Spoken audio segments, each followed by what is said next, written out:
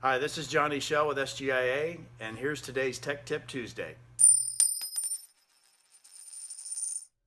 I'm Jim Raffel with ColorCasters, and we're doing today's Tuesday Tech Tip from SGIA.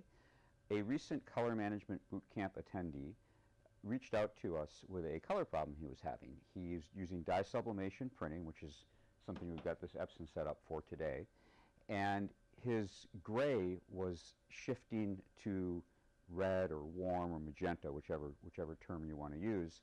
And yet he told me that going through these steps with the Onyx Rip, he had gotten a G7 gray balance calibration to pass.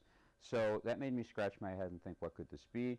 Most dye sub inks, if they're magenta and they go to a fabric that's got optical brighteners in it, will turn fluorescent.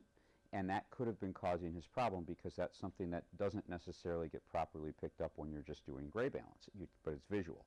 So I suggested that he change his GCR settings in the profile creation portion of Onyx and basically go to a max GCR and get his CMYK to stop at 50%. He rebuilt his profile, reprinted, and he had neutral gray. So bootcamp is not just about attending bootcamp. You can reach out to us instructors afterwards, and hopefully this SGIA Tech Tip will help you in your own business. Thanks.